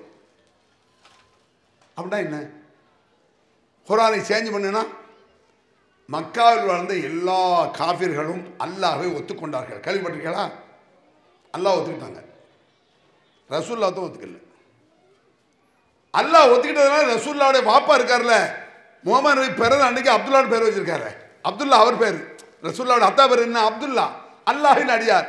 அப்போ ரசூலுல்லாஹ்வுடைய தாத்தா அப்துல்லான்னு பேர் வச்சிருக்காரு. அப்போ அப்பவுமே என்ன செஞ்சிருக்கான்? அல்லாஹ் நம்பியிருக்கான். இல்லை எப்படி அப்துல்லான்னு பேர் வைக்க முடியும்? குர்ஆன்ல எல்லாம் சொல்லி காட்டுறான். எல்லாருமே அல்லாஹ்வை ஒத்துக்கொண்டார்கள். எப்படின்னு பாருங்க. ஹுதைபியா உடன்படிக்கையில எதிரிகளும் நபிகளாரை சார்ந்த மக்களும் உட்கார்ந்து ஒரு உடன்படிக்கை ஒப்பந்தம் எழுதுகிறார்கள். ஒப்பந்தம் என்னங்க? ஒப்பந்தம் என்னன்னு தெரியல. கல்யாணங்கிறதே ஒப்பந்தம் தான். இன்னையிலேருந்து இவன் புருஷன் இவன் பொண்டாட்டி அப்படிங்கிறது தான் ஒப்பந்தம். ஒப்பந்தம்னா ரெண்டு பேர் பேசி தீர்த்து முடிவு எழுதுறது, அது ஒப்பந்தங்கிறது. அந்த ஒப்பந்தத்தை நபிகள் பெருமானார் முன்னிலையில் அலி அவர்கள் எழுதுகிறார்கள். நபிகள் பெருமானாருக்கு எழுத தெரியாது, எழுத பார்த்து படிக்க தெரியாது. ஆனால் சஹாபாக்களில் பலருக்கு எழுதவும் தெரியும், படிக்கவும் தெரியும். அவர் ரசூலுல்லாஹ் வந்து என்ன செய்யறாங்க? அந்த ஒப்பந்தத்தை எழுதுங்க. எதிரிகள்லாம் உட்காந்துட்டான். நம்மளுக்கு ஒரு ஒப்பந்தம். என்ன ஒப்பந்தம் தெரியுமா? சண்டை சச்சரவு வேண்டாம். நம்ம அடிக்கிறதுனால பெண்கள் பாதிக்கப்படுறாங்க, குழந்தைகள் பாதிக்கப்படுறாங்க, எவ்வளோ பெரிய நஷ்டம் ரெண்டு பக்கம் வருது. ஆனால் அடிதடியெல்லாம் வேண்டாம், உன்னை கூட நீங்க ஏறு, என்ன கூட நான் இருக்கேன், அதை தாண்ட அல்ல அலக்கும் எனக்கு வழி நான் அப்போ மண்டையில் ஏறலை. அவனுக்கு உங்கள் வழி உங்களுக்கு, எனது வழி எனக்குன்னு சொன்னால் அப்போ மண்டையில் ஏறலை. பட்டப்புறம் புத்தி வருது, சரி பரவாயில்லவா ஒப்பந்தத்துக்கு அப்படின்னு நபிகள் நாயகம் ஸல்லல்லாஹு அலைஹி வஸல்லம் அவர்கள் என்ன செய்கிறாங்க? எழுத சொல்கிறாங்க. அப்போ அலி எழுதுறாங்க, நல்ல கவனிங்க. பிஸ்மில்லாஹிர் ரஹ்மானிர் ரஹீம். எழுதுனது யாரு? அலி. உடனே மக்காவில் இருந்த எதிரிகள், முகமதே அது என்ன அவர் பிஸ்மில்லாஹிர் ரஹ்மானிர் ரஹீம் எழுது, அவனோடு படிக்க தெரியும். மக்கத்து காவிரிகள் நிறைய பேர் படிக்க தெரிஞ்சவரும் தான், சஹாபாக்களுக்கும் படிக்க தெரியும், எழுத தெரியும். அலி என்ன எழுதுறார்? பிஸ்மில்லாஹிர் ரஹ்மானிர் ரஹீம். ஒப்பந்தத்தில் ஃபர்ஸ்ட் வார்த்தை அது என்ன? பிஸ்மில்லாஹிர் ரஹ்மானிர் ரஹீம். ஏப்பா? அப்போ அவன் சொல்றான் பிஸ்மில்லா ஓகே. அவன் சொல்றான் பிஸ்மில்லா நாங்கள் ஏற்றுக்கிறோம், அல்லாவுடைய பெயரை கொண்டு. ரஹ்மான் ரஹீம் புதுசாக இருக்க, அது ரசூலுல்லாஹ் சொன்னது, அது ஏற்றுக்க மாட்டான். அந்த அல்லாஹ் தான் ரஹ்மான், அல்லாஹ் தான் ரஹீம். எங்களுக்கு அதெல்லாம் தெரியாது, பிஸ்மில்லா மட்டும் போடும். நாங்கள் ரஹ்மான் ரஹீம் நீ புதுசாக கொண்டு வர, அது எனக்கு வேண்டாம் அப்படிங்கிறான். உடனே ரசூலுல்லாஹ் அப்படியா சரி பரவாயில்ல, அதை அழிச்சிருந்தாங்க. ரசூலுல்லாஹ் அதை அழிச்சிரு, ரஹ்மான் ரஹீம் அழிச்சிரு. சரி அழிச்சாச்சு. அதுக்கு அடுத்த வாசம் என்ன தெரியுமா? மின் முஹம்மதின் ரசூலில்லா, அல்லாஹ்வுடைய தூதராகிய முஹம்மதிடம் இருந்து உள்ள ஒப்பந்தம். அதுக்கப்புறம் அவங்களையும் சேர்த்து எழுத முன்ன மின் முஹம்மதின் ரசூலில்லா பார்த்துட்டான். உஷாராகிறான், லாஜிக் பேசுகிறான், அருமையான லாஜிக். லாஜிக்னா தர்க்கம். முகம்மதே இது என்ன ரசூலுல்லான்னு எழுதுறாரு? அல்லாஹ்வின் தூதர். அல்லாஹ்வின் தூதர்னா எழுதக்கூடாது, முகமது பின் அப்துல்லான்னு போடு. அப்துல்லாமாக முகமது போட ஏற்றுக்கிறான். உங்கள் அத்தா உங்கள் வாப்பா முகமது எங்களுக்கு தெரியும், உங்கள் வாப்பா பேர் அப்துல்லாலாம் தெரியும், ரசூலுல்லாலாம் பார்க்கக்கூடாது. எப்படி சொல்கிறான் பார்த்தீங்களா? ரெண்டு பேருக்கு ஒப்பந்தம்னா ரெண்டு பேரும் ஒத்துக்கிட்டு தான் எழுதணும். நீங்கள் மட்டும் ஒத்துக்கிட்ட எழுத முடியாது. மீன் முஹம்மதின் ரசூலில்லா அவன் சொல்கிறான், அருமையான ஒரு பாயிண்டை சொல்கிறான். அதை நபிகள் பெருமானார் அந்த பாயிண்ட் கரெக்ட்னு ஒத்துக்கிட்டாங்க. என்ன சொல்றான் தெரியுமா? லவ் அலிம்னா அன்னக்க ரசூலுல்லா லத்தபானாக்க, நீர் தான் இறை தூதர் என்பதை நாங்கள் ஒத்துக்கொண்டிருந்தால் ஓ பின்னால வந்திருப்போம். நீ இறை தூதரா இல்லையாங்கிறது தானே பிரச்சனை. உனக்கு இறை தூதர் நாங்கள் ஒத்துக்கல, அப்துல்லா முகமது ஒத்துக்கிட்டோம், இறை தூதரை எப்படி போடுற? அப்போ என்ன சொல்ல வர்றானா, இறை தூதர் என்றால் உன்னை பின்பற்றி இருப்போம், இறை தூதரைத்தான் பின்பற்ற வேண்டும், அதை ஒத்துக்கிறோம். நீர் இறை தூதர் இல்லை, இங்கே தான் பிடிக்கிறான். நீர் இறை தூதர் என்று நாங்கள் ஒத்துக்கொள்ளவில்லை, உமக்கு வகை வருது நாங்கள் ஒத்துக்கல, அல்லாஹ் சட்டம் உனக்கு வருது நாங்கள் ஒத்துக்கல, அல்லாஹ் ஒத்துக்கிட்டோம், அல்லாஹ் உன்னை தூதராக்கணும் நாங்கள் ஒத்துக்கல. என்ன ஒரு லாஜிக் பேசுகிறோம் தெரியுதா உங்களுக்கு? நீர் தான் இறை தூதர் என்பதை நாங்கள் ஒத்துக்கொண்டிருந்தால் உன்னை பின்பற்றி இருப்போம். வேறு என்ன செய்யணும்? அப்துல்லாவுடைய மகன் போடு அடிச்சுட்டாங்க. அவன் சொல்றது சரிதான். ஒப்பந்தம் என்றால் இருதரப்பு ஒத்துக்கொண்டதான் அதில் இருக்கணும். மின் முஹம்மது பின் அப்துல்லான்னு போட்டுட்டால ரசூலுல்லா, இது அல்லாஹ் ரசூலுல்லாவுடைய உயர்ந்த பண்பு. எந்த ஒரு விஷயத்தை பேசுகிறோமோ இருதரப்பும் ஒத்துக்கொண்டதை போடுவதுதான் நியாயம். அதை ஒத்துக்கொண்ட நபிகள் நாயகம் ஸல்லல்லாஹு அலைஹி வஸல்லம். இப்போ யோசிச்சு பாருங்க, மக்கா காவிர்கள் இறை தூதரை ஒத்துக்கொள்ள வேண்டும், ஆனால் நீர் இறை தூதர் இல்லை. நம்ம மக்கள் முகம்மதை இறை தூதர் ஒத்துக்கிட்டான், ரசூலுல்லாஹ் பின்பற்ற மாட்டாங்க. அவன் இறை தூதரை பின்பற்றுவோம், நீர் இறை தூதர் இல்லைன்னா இவன் ரசூலுல்லாஹ் இறை தூதர் உலகமே ஒத்துக்கிடுச்சு. 200 கோடி முஸ்லீம்கள் இன்னைக்கு உலகத்தில் 200 கோடி தாண்டியாச்சு. 700 கோடி மனிதர்கள்ல 200 கோடி முஸ்லீம்கள் மட்டும் இருக்கான் உலகத்தில். இன்னைக்கு 200 கோடி முஸ்லீம்களை ஒத்துக்கிட்டான் முகமது ரசூலுல்லாஹ். அஷ்ஹது அன்ன முஹம்மதர் எல்லாரும் பாங்க சொல்றான்ல, அஷ்ஹது அல்லா இலாஹ இல்லல்லாஹ் சொல்லிட்டு அஷ்ஹது அன்ன முஹம்மது ரசூலுல்லாஹ். எல்லா ஜமாத்திலும் உலகத்தில் எல்லா பள்ளியும் 1000 பிரிவு இருக்கட்டும், இதை ஒத்துக்கிட்டான். முகமது ரசூலுல்லாஹ்னு ஒத்துக்கிட்டிய, அவரை பின்பற்றதுக்கு என்னடா கஷ்டம்? அவர் சொல்ல கேட்கறது கஷ்டமா? அவர் பின்னால போறது கஷ்டமா? இதை விளங்கல பாருங்க. அப்ப அவன் பாதியை ஒத்துக்கிட்டான், இவன் பாதியை ஒத்துக்கிட்டான். அவன் இறை தூதரை பின்பற்றணும்னு ஒத்துக்கிட்டு ரசூலா இறை தூதர் இல்லைன்னா, இவன் ரசூல்லா இறை தூதர் சொல்லி ரசூலா பின்பற்ற மாட்டாங்க. கேட்டா சாபியை பின்பற்றணும், ஹனபியை பின்பற்றணும், சலபியை. இப்போ சலபின்னு ஒரு குரூப் இருக்காமா, அது ஒரு வேடிக்கை. எனக்கு ரொம்ப ஹம்பக்குமாங்கல்ல, ஹம்பக்குனா ஒரு மாயை, ஒரு பைத்தியக்காரத்தனம். எப்படின்னு தெரியுமா? மன்ஹஜு சலஃப் அப்படின்னு புதுசாக சொல்லிட்டு இருக்காங்க. ஃபஹமு சஹாபா, அதை நான் சொல்கிறேன், டைம் இருந்தால் சொல்லலாம், ஆனால் சொல்லணும் அதை. அதாவதுங்க, சஹாபாக்களை பின்பற்றுதல் ஒண்ணு, சஹாபாக்கள் இஸ்லாத்தை புரிந்தது போல புரிந்து கொள்வது ஒண்ணு. ரெண்டுமே தப்பு. சஹாபாக்கள் புரிந்ததை போல புரிந்து கொள்ள முடியுமா? தெரியாது. அப்படின்னா என்னன்னு கேட்குறீங்களா? உங்க எல்லாருக்கும் விளங்குற மாதிரி ஒரு பாயிண்ட் சொல்றேன், நிறைய இருக்கு. சாம்பிள். வல் ஹைல வல் பிகால வல் ஹமீர லிதர்கபுஹா ஸீனா வ யஹ்லுகு மா லா தஅலமூன். அல்லாஹ் குர்ஆன்ல சொல்றான். 1400 ஆண்டுகளுக்கு முன்னால் சொல்லப்பட்ட வார்த்தையை பாருங்க. வல் ஹைல வல் பிகால வல் ஹமீர லிதர்கபுஹா ஸீனா வ யஹ்லுகு மா லா தஅலமூன். குதிரைகள், கழுதைகள், கோவரி கழுதைகள் நீங்கள் பயணம் செய்கிறீர்கள். யார் செய்யா? நம்மளா செய்யணும். ரசூலுல்லாஹ் காலத்தில் செஞ்ச சஹாபாக்கள். அந்த காலத்தில் எல்லாம் கோவரி கழுதை தான் போனாங்க, குதிரை தான் போனாங்க. ஹஜ்ஜுக்கெல்லாம் எதில் போனாங்க? ஹஜ்ஜு உம்ரா குதிரை கழுதை கோவரி கழுதை ஒட்டத்தில் போவாங்க. அதை சொல்றான் அல்லாஹ். வல் ஹைல வல் பிகால வல் ஹமீர லிதர்கபுஹா ஸீனா. குதிரைகளிலும் கழுதைகளிலும் கோவரி கழுதைகள் நீங்கள் பயணம் செய்கிறீர்கள். வ யஹ்லுகு மா லா தஅலமூன். உங்களுக்கு தெரியாத வாகனங்களை எல்லாம் பின்னால் அல்லாஹ் உருவாக்குவான். அவங்களுக்கு தெரியாத வாகனம் எது? விளங்குதா? பைக் ரசூலுல்லாஹ்க்கு தெரியுமா? தெரியாது. சைக்கிள் தெரியுமா? கார் தெரியுமா? ட்ரெயின் தெரியுமா? விமானம் தெரியுமா? ஹெலிகாப்டர் தெரியுமா? ராக்கெட் தெரியுமா? தெரியாது. சஹாபாக்களுக்கு தெரியுமா? தெரியாது. இமாம்களுக்கு தெரியுமா? தெரியாது. ரசூலுல்லாஹ் பைக் ஓட்டவெல்லாம் தெரியாது. நம்மளுக்கு குதிரை ஓட்ட தெரியாது. ரசூலுல்லாஹ் குதிரை நல்லா ஓட்டுவார், ஒட்டகம் நல்லா ஓட்டுவார் ரசூல் ஸல்லல்லாஹு அலைஹி வஸல்லம். ஒட்டக குதிரையில் செஞ்சுதான் போர்க்களத்தில் செஞ்சுருக்காங்க. நம்மளும் குதிரையில் யாரு போயிருக்கீங்களா? இந்த மெரினா பீச்சில் பார்த்துருக்கீங்களா? குதிரை ஏறுவான், நம்மளுக்கு தத்தகாப்பு அவன் பிடிச்சிக்கிடுவான் இந்த ரோடு போகிறதுக்கு. அவங்க பயங்கரமாக குதிரை. அப்போ அல்லாஹ் என்ன சொல்கிறான், நீங்கள் இதிலெல்லாம் நீங்கள் பயணம் செய்யுங்கள், உங்களுக்கு தெரியாத வாகனம் பின்னால் வரும். அப்போ இப்போ உள்ள வாகனம் சஹாபாக்களுக்கு தெரியாது. இன்னும் பிற்காலத்துக்கு போங்க, நம்ம காலத்துக்கு பிறகு இன்னும் ஒரு 500 வருஷத்துக்கு பிறகு நம்மளுக்கு தெரியாத வாகனம்லாம் வரும். யாருன்றது நம்மளுக்கே தெரியாது. அப்படி ஒரு வாகனம் வந்தாலும் வருமே. அப்போ அல்லாஹ் என்ன சொல்ல வர்றான்னா, சஹாபாக்களுக்கு தெரியாத விஷயங்கள் உங்களுக்கும் தெரியும், எனக்கும் தெரியும். அது பெருமையெல்லாம் கிடையாது. நம்மளுக்கு பைக் ஓட்ட தெரியும், சஹாபிக்கு ஓட்ட தெரியாது, கேவலமெல்லாம் கிடையாது. சஹாபாக்கள் புரிந்து கொள்ள முடியாது, நாம் புரிந்து கொள்ள முடியும். அது விளங்கெடுக்கமோ இல்லை. உடனே சொல்லுவான், சஹாபாக்களை விட உங்க அறிவு கூடவா? மடத்தனமான கேள்வி இது. எப்படின்னு சொல்றாங்க பாருங்க. சஹாபாக்களை விட நாம் ஈமானில் உயர்ந்தவர்கள் அல்ல, சஹாபாக்களை விட நாம் தக்வாவில் உயர்ந்தவர்கள் அல்ல, சஹாபாக்களை விட பண்பில் நாம் உயர்ந்தவர்கள் அல்ல. பண்பில், தியாகத்தில், ஈமானில், இஸ்லாத்தில் சஹாபாக்கள் உயர்வு நிச்சயமா இல்லை. ஆனால் அறிவில் சஹாபாக்கள் கூட இருக்குமா இல்லையா? இருக்கலாம், தெரியாது. இன்னைக்கு உள்ள அறிவு சஹாபாக்கள் இல்லையே, அந்த காலத்தில் இல்லையே. இன்னைக்கு எவ்வளவு வந்துருச்ச. இன்னும் ஒரு சாம்பிள் நான் உங்களுக்கு சொல்லிட்டு வர்றேன். ரப்புல் மஷ்ரிகைனி வ ரப்புல் மக்ரிபைன் கேள்விப்பட்டிருக்கீங்களா அந்த வசனம்? சூரத் ரஹ்மான். ஃபபி ஐய ஆலாயிர பிக்மா துகதிபான் திருப்பி திருப்பி திருப்பி குர்ஆன்ல வருது இல்லங்க. சூரத் ரஹ்மான்ல ஃபபி ஐய ஆலாயிர பிக்மா துகதிபான், மனிதர்களே ஜின்களே நீங்கள் அல்லாஹ்வுடைய இந்த விஷயத்தில் எதை பொய்ப்பிக்க போகிறீர்கள்? யோசித்து பார்க்க மாட்டீர்கள். பல வசனம் இதில் வருது.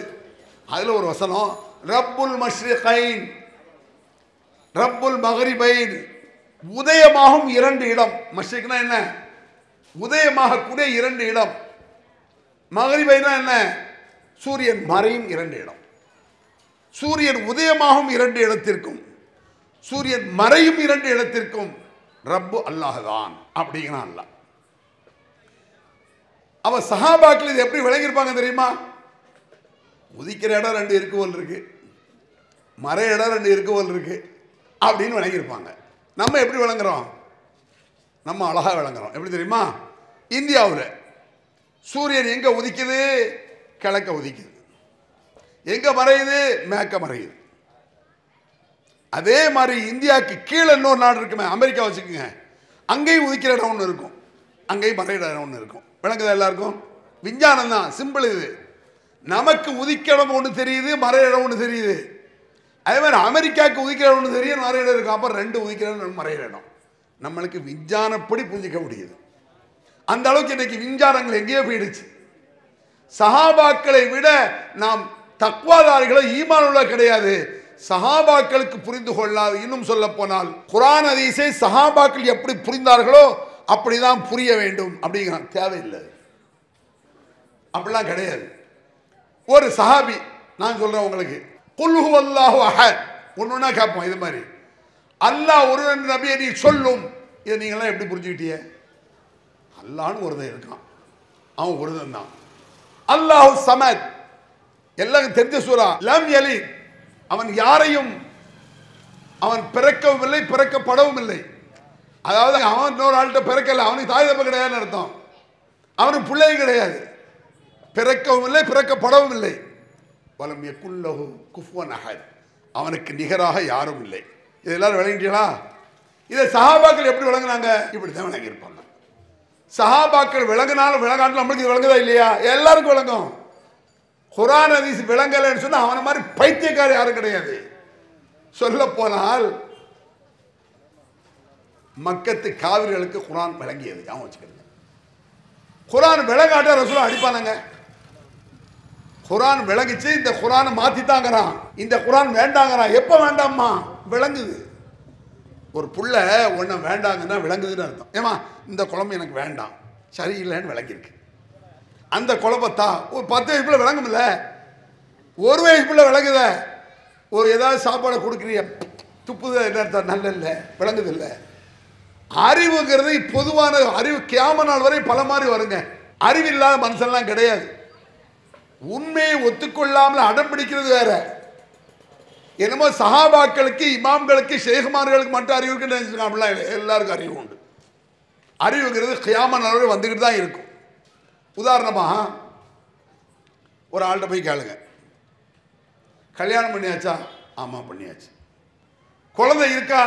இருக்கு அல்லது இல்லை. சொத்து இருக்கா? இருக்கு இல்லை. இப்படி ஒரு 5-6 கேளுங்க. வீடு இருக்கா? சொந்த வீடு இருக்கு இல்லை. சொல்லிட்டு இருக்க ஆள்கிட்ட திடீர்னு அறிவு இருக்கா அப்படின்னா யாரை பார்த்து அறிவு ஏன் கோவம் வருது? அறிவு இருக்கத்தான் வேண்டும். அறிவு இருக்கான்னு ஏன்டா கோவம் வருது? அறிவு இருக்கணும். அறிவு இல்லாட்ட மனுஷனே கிடையாது. எல்லாருக்கும் அறிவு இருக்கு, கூட குறைய இருக்கும். என்னை விட உங்க அறிவு கூட இருக்கலாம்.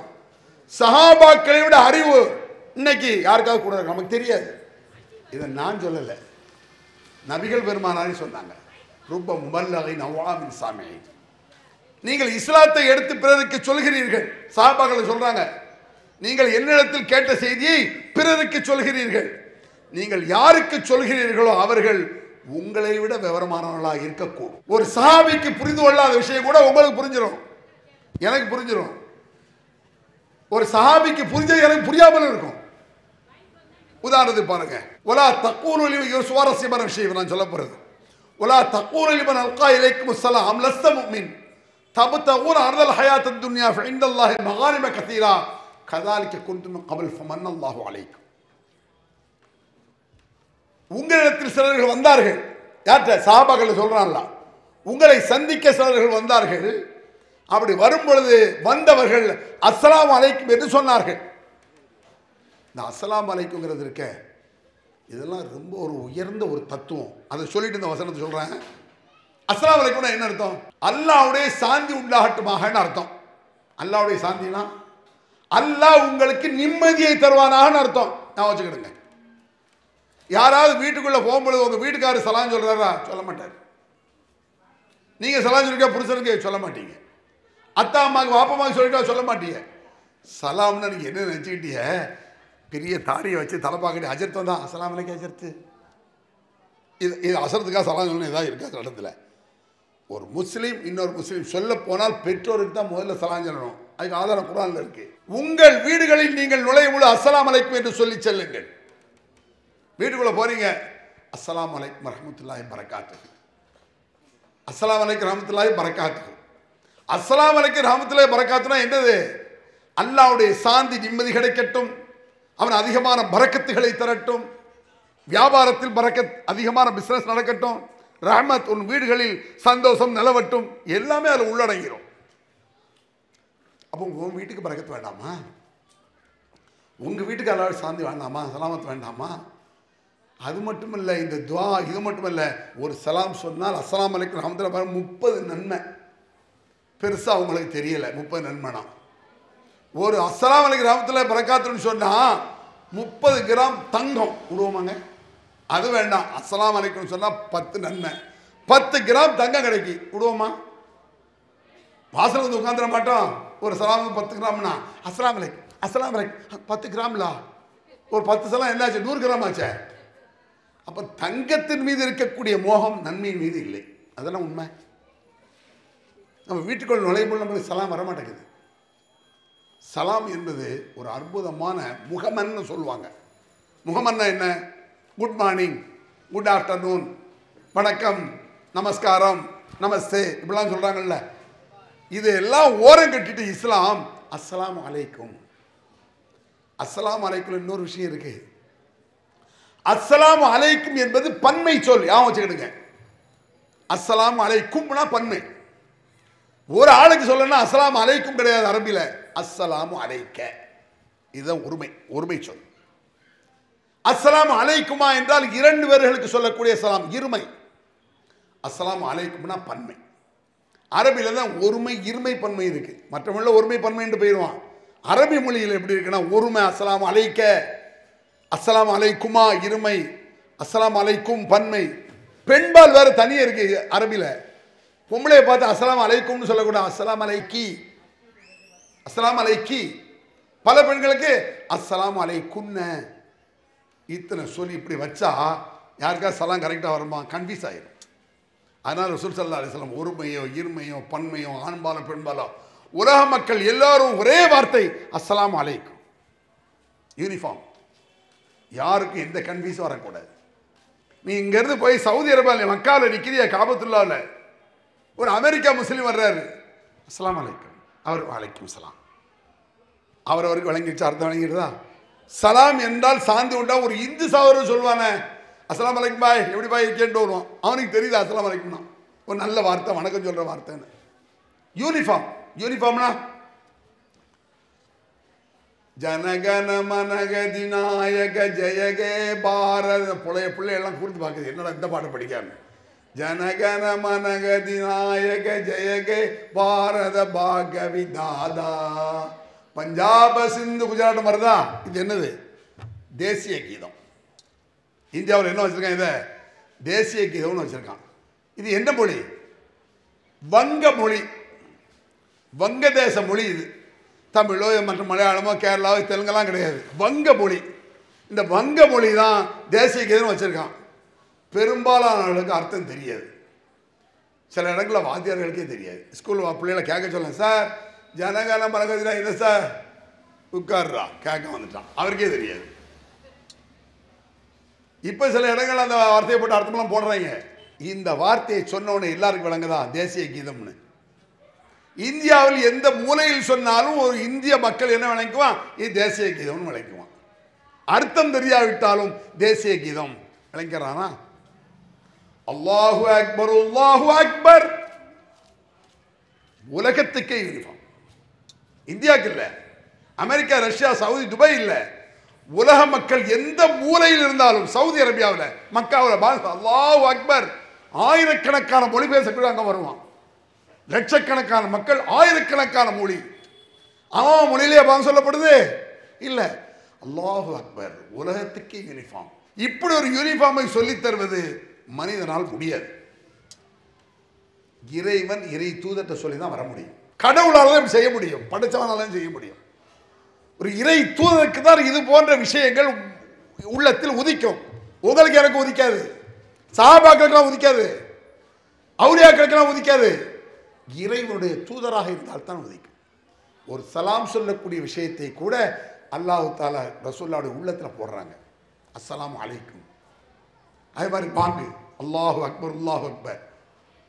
இந்து சகோதரன் சொல்றானுங்க, பாய் பாங்கு சொல்லியாச்சா தொலைப்போலியா, அர்த்தம் தெரியாது, தொழுகைக்கு கூப்பிடுற விஷயம் தெரியும். மற்ற அமெரிக்கா, ரஷ்யா, துபாய் வச்சுக்கிட்டுங்களேன், அமெரிக்கா ரஷ்யான்னு அங்கே உள்ள 2 பேர் பேண்ட் போட்டு இப்படி போகிறான், இந்த தெருவில் நிற்கிறான், அல்லாஹு அக்பர், அல்லாஹு அக்பர். தொழுகை கூப்பிட்றாங்க போல இருக்க. எந்த மொழியில் விளங்குவான்? அவன் மொழியில் விளங்குவான். நீங்கள் தமிழில் விளங்குற மாதிரி அவன் மொழியில் அதை விளங்குவான். இப்படி உலக மக்கள் எல்லாம் ஏற்றுக்கொள்ளக்கூடிய அளவுக்கு ஒரு தத்துவம் இருக்குன்னா யோசிச்சு பாருங்க, வேற எங்கே இப்படி இருக்கா?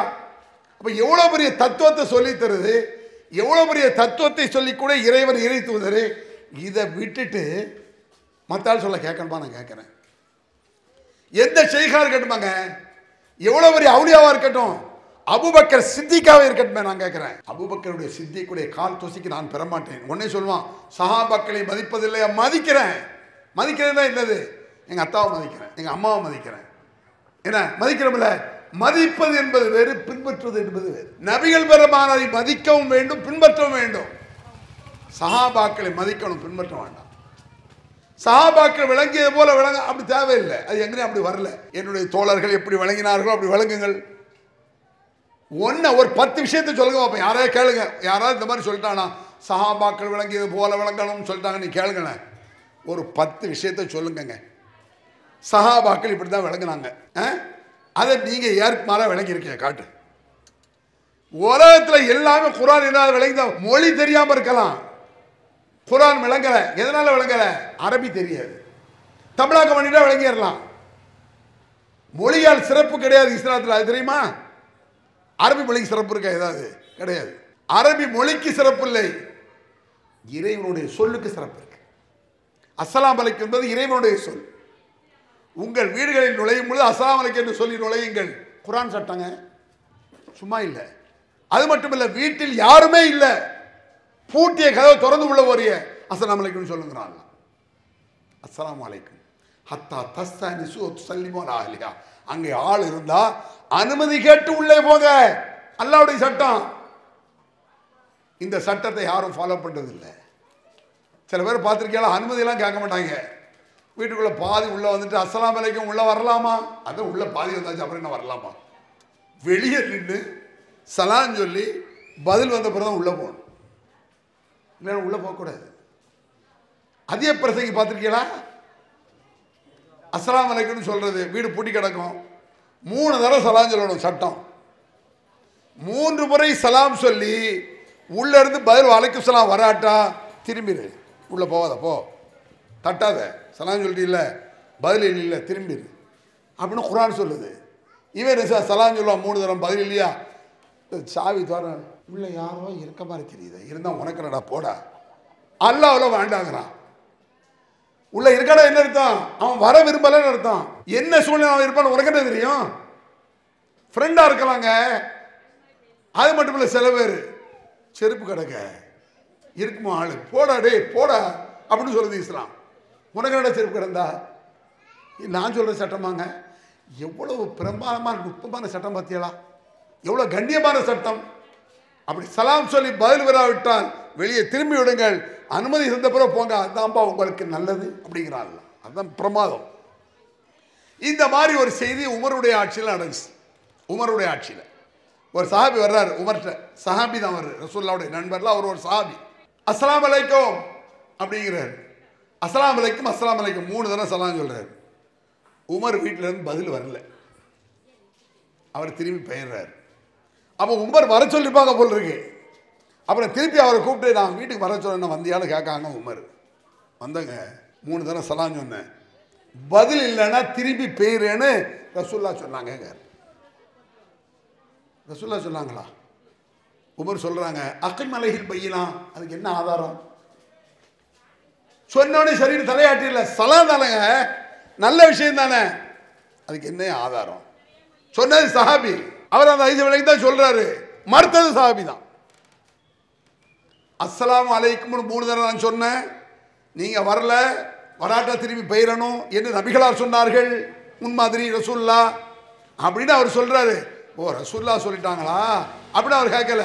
அகிம் அலைஹில் பையினா, அதற்கு ஆதாரத்தை காட்டு. என்னடா ஆதாரம் என்னோட காட்டுறது? அப்போ அவர் பள்ளிவாசலுக்கு ஓடுறாரு அந்த சஹாபி. இப்படி ஒரு ஹதீஸை நான் சொன்னேன்னு உமர்ட்ட ஆதாரம் கேட்குறாங்க. இந்த ஹதீஸை யாராவது கேள்விப்பட்டியாலும் இந்த சம்பவத்தை, இந்த ஹதீஸ் அஸ்ஸலாமு அலைக்கும்ங்கிறத, அபு மூஸா அஷ்அரின்னு ஒரு சஹாபி, அவர் தான் நினைக்கிறேன். அவன் நான் கேட்டிருக்கேன், அப்பா வாங்கன்னு எழுதிட்டு போறாரு, இவர்கிட்ட கேளுங்க. உடனே அவர் சார், ஆமாம் ரசூலுல்லாஹ் அப்படி சொன்னாங்க. இந்த 2 சஹாபிக்கு தெரிஞ்ச சட்டம் உமருக்கு தெரியல, அப்படி தெரியாது. எல்லா ஹதீஸையும் எல்லாரும் தெரிந்து வைத்திருக்க முடியாது. உமர் எவ்வளவு முக்கியமான ஆளு, எவ்வளவு பிரபல்யமான ஆளு, எவ்வளவு ஆளுமை. இன்னும் சொல்ல போனால், லவ்கான நபியின் பாதி லக்கான உமர், எனக்கு பிறகு நபி கிடையாது, ஒரு பேச்சுக்கு நபி இருந்தால் அந்த தகுதி உமருக்கு இருக்குதுன்னு நாங்கள் சொல்லலாம். அவ்வளவு பெரிய தகுதி இருக்கு. அவருக்கு தெரியல இந்த சலாத பத்திய சட்டம். அவர் என்ன செய்யறாரு, ஒரு சஹாபி சொன்ன ஏத்துக்கல, நீ சொன்னா 10ன்னு அர்த்தம், இன்னொரு ஆளை கொண்டு வா, சாட்சி கொண்டாங்களே, ஆதாரம் காட்டுங்கிறாங்களே. நம்மளை பொறுத்தளவுக்கு ஒரு சாபி சொன்னா போதும், நம்ம எல்லா ஹதீஸையும் ஏற்றுக்க முடியலங்க. ரசூலுல்லாஹ் சொன்னது அது ஒரு சாபி தான் பெரும்பாலும் சொல்லுவார். சில ஹதீஸ்கள் வேணா 2 சாபி 3 சாபி அறிவிப்பாங்க. ஒரு ரசூலுல்லாஹ்வுடைய தோழர் சொன்னால் போதும், நம்ம ஏற்றுக்கிட்டோம். உமர் வேற யாருக்கு தெரியும், கொண்டு வா. அப்போ ஒரு சஹாபி அதை என்ன விளங்கியிருக்காரு, சலாம் விளங்கியிருக்காரு. உமர் என்ற சஹாபி அதை மறுக்கிறார், நம்ம மறுக்கல. உமர் சஹாபி தானே, அவங்க சொல்படி ஒரு சஹாபி சொன்னா 10, 2 சஹாபி கொண்டு வா கேட்குற, இல்லை ஒரு சஹாபி போதுமா நம்ம நம்புறோம். அப்ப என்ன விஷயம்னு சொன்னா, இஸ்லாத்தை பொறுத்தமட்டில் சஹாபாக்கள் எப்படி புரிந்தார்கள் என்று பார்க்க வேண்டிய அவசியம் இல்லை. அதே நேரத்தில் சில விஷயங்கள் நம்மளுக்கு விளங்காது. எந்த ஒரு விஷயம் ஒன்றை விளங்காம இருக்கும். மொத்த குர்ஆன் எல்லாரும் விளங்காயும் படிச்சுட்டே வருவோம், திடீர்னு ஒரு இடத்துல நெருடல் வரும், என்னன்னு தெரியலையே, அப்படிலாம் இருக்கும். அப்படி இருக்கும் பொழுது இது பற்றி ஹதீஸ்ல என்ன வந்திருக்கு, ரசூலுல்லாஹ் சொன்னாங்க. ரசூலுல்லாஹ் சொல்லும் பொழுது சஹாபாக்கள் என்ன கேட்டு பதில் வந்தாங்க. அப்படி பார்த்தா தான் சில விஷயங்கள் பார்க்கவே வேண்டாம், அந்த வசனமே காட்டி கொடுத்துரும். எப்படின்னு நான் சொல்றேன். வலா தக்கூலு லிமன் அல்கா இலைக்கும் ஸலாம், சொல்ல சுவாரஸ்யமான விஷயம் இதுதான். உங்களை பார்த்து சிலர் சலாம் சொல்லி கொண்டு வந்தார்கள். யாரை பார்த்து? சஹாபாக்களை பார்த்து சலாம் சொல்லி கொண்டு வரும் பொழுது சஹாபாக்கள் என்ன செய்யறாங்க தெரியுமா? அதாவது சில பேர் பள்ளிவாசலுக்குள்ள வர்றாங்க, சஹாபாக்கள் உள்ள இருக்காங்க, வர்றவங்க அஸ்ஸலாமு அலைக்கும் அப்படின்னு சொல்றாங்க. உடனே சஹாபாக்கள் சொன்னாங்க, லஸ்த முஃமின், நீங்கள்லாம் முஃமின்கள், முஸ்லீம் கிடையாது, போகடா வெளியே, அடிச்சு கொண்டு வர போறோம் அப்படிங்கிறாங்க. அவங்கள வெட்டி சரிக்கடிக்காங்க சஹாபாக்கள். அவங்க சலாம் சொல்லிட்டு வர்றாங்க. வலைக்கும் சலாம்னு சொல்லணும், சஹாபாக்கள் வலைக்கும் சலாம்னு சொல்லல. என்ன செய்யறாங்க? லஸ்த முஃமின், நீங்கள் முஃமின்கள் கிடையாது, நீங்க முஸ்லீம்கள் கிடையாது. ஏன் அப்படி சொல்றாங்கன்னா, போர் காலகட்டம் இருக்குல்ல, போர் காலகட்டம், அந்த நேரத்தில் அவன் நான் முஸ்லீம் நீ முஸ்லீம் சொல்ல ஆரம்பிச்சிருவான். அப்படின்னா தான் நம்மளை யாரும் தாக்க மாட்டாங்க, நான் முஸ்லீம் அப்படின்ட்டு தாக்க மாட்டாங்கல்ல, இப்படிலாம் இருக்கும்ல. இதை வச்சுக்கிட்டு நீங்கள் எல்லாம் முஸ்லீம் இல்லைன்ட்டாங்க. அல்லாஹ் சொல்றான், அவர்களை பார்த்து நீங்கள் முஸ்லீம் இல்லை என்று மறுத்தீர்கள். ஏன் மறுத்தீர்கள் தெரியுமா? தபுத்தகூன அர்தல் ஹயாத்தத் துன்யா, உலக காசின் மீது ஆசைப்பட்டு மறுத்தீர்கள். என்னமோ நான் சொல்ற மாதிரி பார்ப்பாங்க நிறைய பேர். குர்ஆன் வசனம் இது. அல்லாஹ் சொல்றான், அவர்கள் சலாம் சொன்னார்கள், நீங்கள் முஸ்லீம் இல்லை என்று சொன்னீர்கள். அப்படி சொன்னதற்கு காரணம் உங்களுக்கு காசு ஆசைங்கணும். யாருக்கு? சஹாபாக்களுக்கு. தபுத்தகூன அர்தல் ஹயாத்தத் துன்யா, உலக பொருளாதாரத்தின் மீது ஆசைப்பட்டு நீங்கள் சொல்லிவிட்டீர்கள். இதுக்கு என்ன அர்த்தம் விளங்குதா உங்களுக்கு?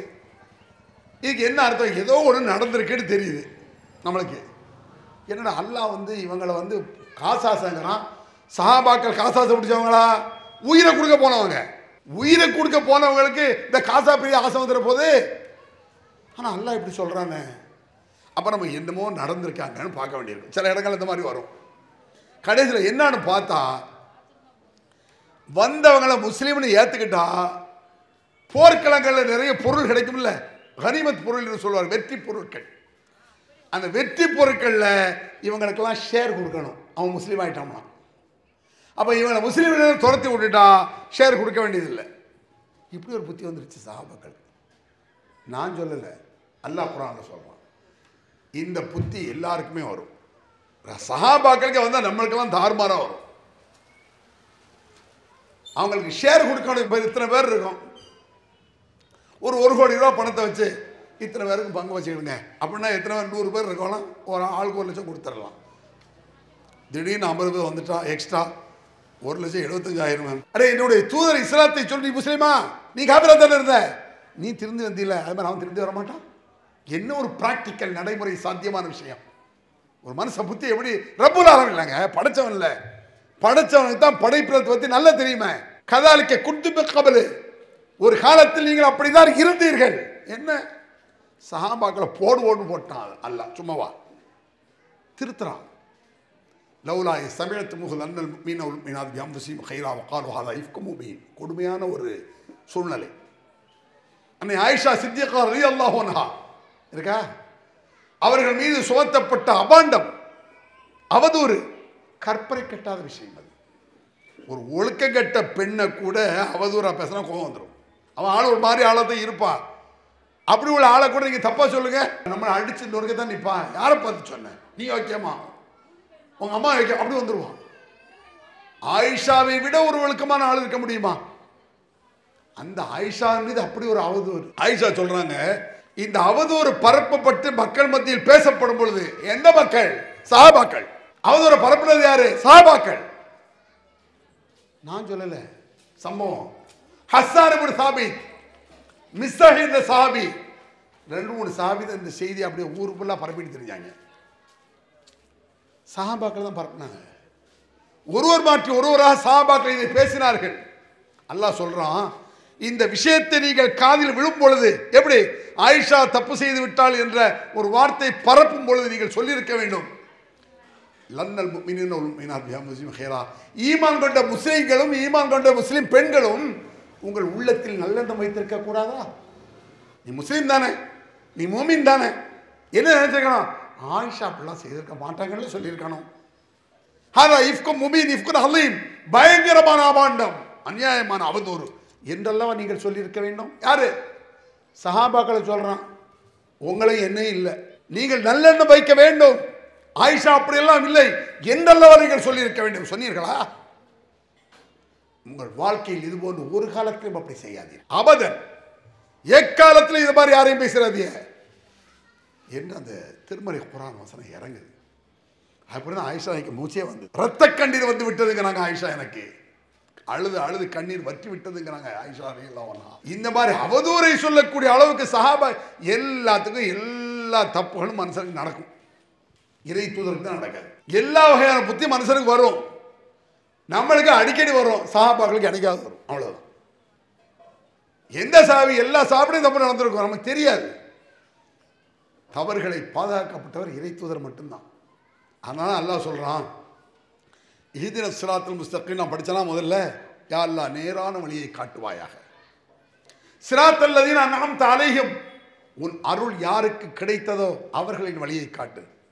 கைரில் மக்தூபி அலைஹிம் வலல்லாலீன், அல்லாஹ் உன்னுடைய கோபத்திற்கு ஆளாக்கப்பட்டவர்கள், வழிகட்டு போனவர்கள், அந்த வழி எங்களுக்கு வேண்டாம். யா அல்லாஹ் உன்னுடைய நேரான வழியை காட்டு. நேரான வழிங்கிறது என்னது? இன்னக அலா ஸிராத்தி முஸ்தகீம், முஹம்மதே நீர் நேரான வழியில் இருக்கிறீர்.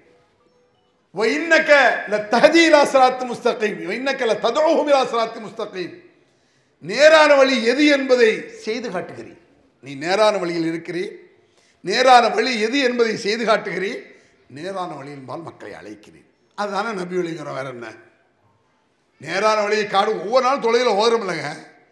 இஹ்தின ஸிராத்தல் முஸ்தகீம் தெரியாத ஆளே இல்லையே. அல்லாஹ் பர்டிகுலர் ரசூலா இன்னக அலா ஸிராத்தி முஸ்தகீம், ஸிராத்தல் முஸ்தகீமில் இருக்கிறீர். வ இன்னக லததுஹும் இலா ஸிராத்தி முஸ்தகீம், ஸிராத்தல் முஸ்தகீமின்பால் மக்களை அழைக்கிறீர். வ இன்னக லதஹ்தி இலா ஸிராத்தி முஸ்தகீம், ஸிராத்தல் முஸ்தகீம் எது என்பதை மக்களுக்கு புரிய வைக்கிறேன். அப்படி சொல்றான் அல்லாஹ். அதனால திருமறை குர்ஆனையும் ஹதீஸையும் சஹாபாக்கள் எப்படி விளங்கினார்களோ அப்படி விளங்கணும், அப்படி கிடையவே கிடையாது. இஸ்லாத்தில் சஹாபாக்கள் விளங்குற மாதிரி விளங்கலாம். சஹாபாக்களுக்கு விளங்காது நமக்கு விளங்கும், நமக்கு விளங்காது சஹாபாக்கள் விளங்கும். ஆனால் நபிகள் பெருமானாருக்கு விளங்காது இஸ்லாத்தில் ஒன்றும் கூட கிடையாது. எல்லாத்தையும் சொல்லித்தான் ஆகணும். உதாரணமாக சொல்ல தான் கடையை சொல்லி முடிச்சிடுறேன். பெருசாக தூக்கிட்டு ஆடுவாங்க, அந்த ஒன்றே ஒன்று தூக்குவாங்க ரொம்ப பெருசாக. சஹாபாக்களை பின்பற்ற வேண்டும், அப்படி செய்யணும் இப்படி செய்யணுமாங்க. என்னது? பிறை. அது இந்த ஊரில் அப்பப்போ அந்த ரமலான் ஹஜ்பனா வந்து பிறையை தூக்கிட்டு ஆடுவாங்க.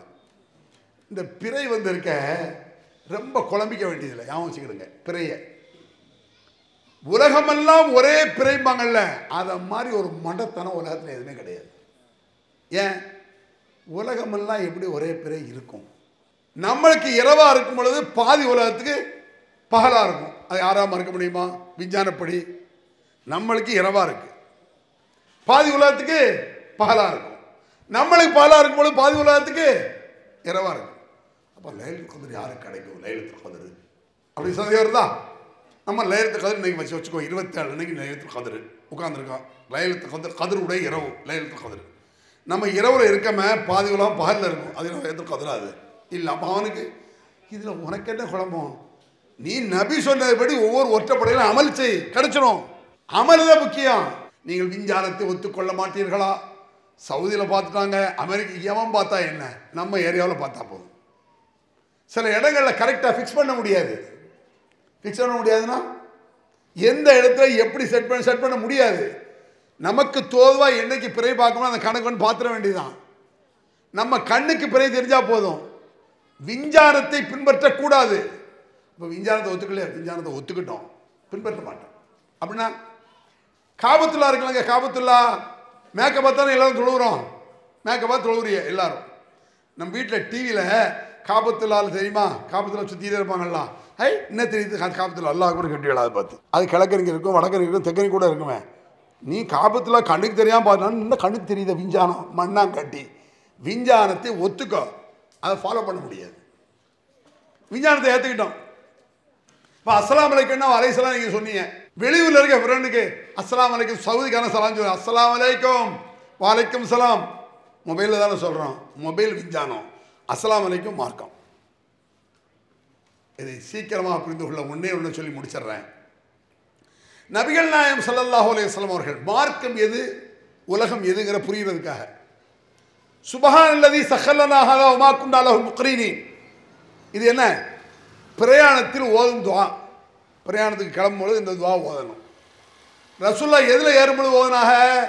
குதிரையில், கழுதையில், கோவரி கழுதையில், ஒட்டகத்தில் ஏறும்பொழுது இதை ஓதுனாக. நம்ம நீங்கள் ஒட்டகத்திலே போகிறோம். அன்னைக்குள்ள குதிரை தான் அன்னைக்குள்ள பைக்கு. குதிரை பைக்காக மாறும், சுப்ஹானல்லதி மாறாது. நம்ம அதைத்தான் சொல்லணும். ரசூலுல்லாஹ் பிஸ்மில்லா எதுக்கு சொன்னாங்க? காஞ்ச ரொட்டிக்கு பிஸ்மில்லா. ஒரு பேர்த்தவன் பிஸ்மில்லா. நம்ம பேர்த்தவன் ரொட்டியாக தின்னுட்டுருக்கோம், அண்டாவில் பிரியாணி போட்டு தீர்க்கிறோமே, ரசூல்லா ரொட்டியை தின்னா நம்ம அண்ணன் பிரியாணி சாப்பிட்றோம், ஒரு 1.5 பழத்துக்கு பிஸ்மில்லா எடுத்துகிட்டு வர முடியுமா? ஒருவன் பிஸ்மில்லா சொல்லாமல் பேர்த்தம்பழம் சாப்பிட்றான், நபி வழி இல்லை. ஒருத்தன் வாழைப்பழத்தை பிஸ்மில்லா சொல்லி சாப்பிட்றான், நபி வழி. வாழைப்பழமா பேர்த்தம்பழமாங்கிறது முக்கியம் இல்லை, பிஸ்மில்லா சொல்லி சாப்பிட்டியா அதுதான் நபி வழி. பைக்கில் போகிறானா குதிரையில் போகிறானாங்கிறது இல்லை, சுபானில் சகலனாகாதா அதுதான் நபி வழி. இதுதான் நபி வழி. இப்படி தான் புரிஞ்சுக்கணும், போட்டு குழம்பிக்க கூடாது. அதான் அல்லாஹ் சொல்லிட்டானே, நீங்கள் குதிரைகள் கழுதைகள் கோவேரி கழுதை சவாரி செய்கிறீர்கள், உங்களுக்கு தெரியாத வாகனம் பின்னால் வரும், முடிஞ்சு வச்ச. அப்போ இதில் போயிட்டு சஹாபாக்கள் எப்படி அப்படிலாம் பார்த்துட்டு இருக்க முடியாது. அப்படி பார்க்க ரசூலுல்லாஹ் சொல்ல, என் தோழர்கள் எப்படி புரிந்தார்களோ அப்படி ஏதாவது இருக்கா? அவருக்கு அறிவு இருக்கு, மொழி தெரிஞ்சா புரிஞ்சுக்கும், மொழி தான் சப்ஜெக்ட். அரபி மொழி தெரிஞ்சா விளங்கிக்கலாம். ஒமின் ஆயாத்திஹி ஹல்குஸ் ஸமாவாத்தி வல் அர்தி இஹ்திலாஃபி அல்சினத்திக்கும் அல்லாஹ், வானங்களை படைத்திருப்பதும் பூமியை படைத்திருப்பதும் நீங்கள் பல்வேறு மொழிகள் பேசிக்கொண்டிருப்பதும் அல்லாஹ்வுடைய அத்தாட்சிகளில் உள்ளதுங்கிறான் அல்லாஹ். தெரியுமா? வானங்கள் எப்படி அல்லாஹ்வுடைய அத்தாட்சி, பூமி எப்படி அல்லாஹ்வுடைய ஆதாரம் அத்தாட்சி, அதுபோல பல மொழி. 700 கோடி மக்கள்ல எத்தனை ஆயிரம் மொழி இருக்கும், அதுவும் அல்லாஹ்வுடைய அத்தாட்சியில் உள்ளதுதான். எல்லாம் அல்லாஹ் படைச்ச மொழிங்கிறான். அரபி மட்டும் இல்லை, முஹம்மது நபி கடைசியாக வந்த இறைத்தூதர், அவர் பேசுகிற மொழி அரபி என்பதால் குர்ஆன் அதில் இறங்குச்சு.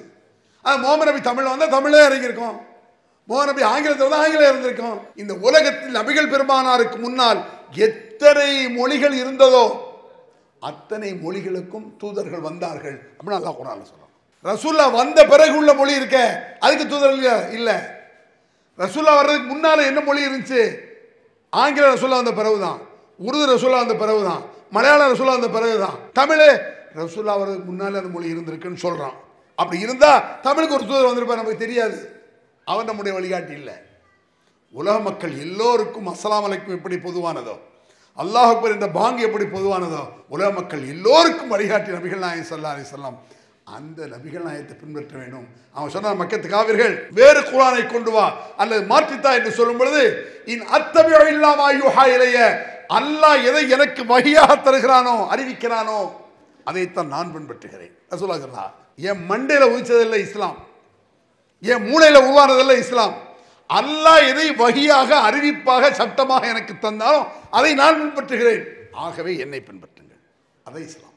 எப்படி வார்த்தை பாருங்க, நான் பின்பற்றுவது வஹியை, என்னை பின்பற்றுவது வஹியை பின்பற்று. அப்படி பின்பற்றாவிட்டால் யா அய்யுஹன் நபி ஹஸ்புக்கல்லாஹு வ மன் இத்தபஅக மின்ஹும், அப்படி கூட வசனம் இருக்கு. நபியே, உனக்கும் உன்னை பின்பற்றிய முஃமின்களுக்கும் அல்லாஹ் போதுமானவன் என்று சொல். என்ன ஒரு வார்த்தை இது! சும்மா ஹஸ்போல எல்லாம் சொல்லுவாங்க, அல்லாஹ் எனக்கு அல்லாஹ் போதுமானவன். அல்லாஹ் போதுமானவன் சொல்லணும்னா ஒரு தகுதி இருக்கணும். என்ன தகுதி? நபியை பின்பற்றணும். நபியை பின்பற்றாம அல்லாஹ் போதுமானவன் சொல்ல முடியாது. புரியுதா?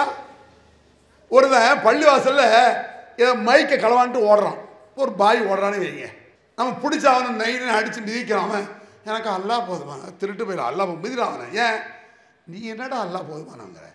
அல்லாஹ் போதுமானவன் என்று சொல்லக்கூடியவன் நபி வழி நடந்தவனா இருக்கணும். எல்லாரும் அல்லாஹ் போதுமானவன் சொல்லிட முடியாது. சில நேரங்களில் அவனவன் முரண்பாட்டை பார்க்கலாம். நபி வழியை நபிகள் எப்படி சொல்லி தந்தார்கள் அப்படி பண்ணணும். ஒரே ஒரு செய்தியை சொல்லி முடிச்சிடுறேன். இந்த மதுரையில் தான், ஆமாம் மதுரையில் ஒரு 25 வருஷத்துக்கு முன்னால், அப்போ நாங்கள் ஒரு 4-5 பேர் போய்கிட்டு இருக்கோம். அப்போ அங்கேருந்து நம்ம பாய் ஒரு ஆள் நம்மளுக்கு தெரிஞ்ச ஃப்ரெண்டு தான், சாராயத்தை போட்டு குடிச்சிட்டு இப்படியே தள்ளாடி வர்றாரு, தள்ளாடிக்கிட்டே வர்றாரு.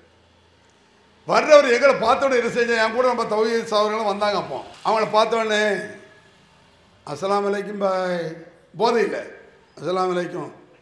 இவர் சும்மா ஏன்டா அறிவில்லாமல் செய்கிற, கொஞ்சமாக அல்லாஹ் பயப்படுறா, ஏன்டா இப்படி ஏற்றுக்க. அவன் நீ முதல்ல அல்லாஹ் பயந்தியா பாய், என்னடா சலாம் பதில் சொன்னியா அப்படிங்க பாருங்க.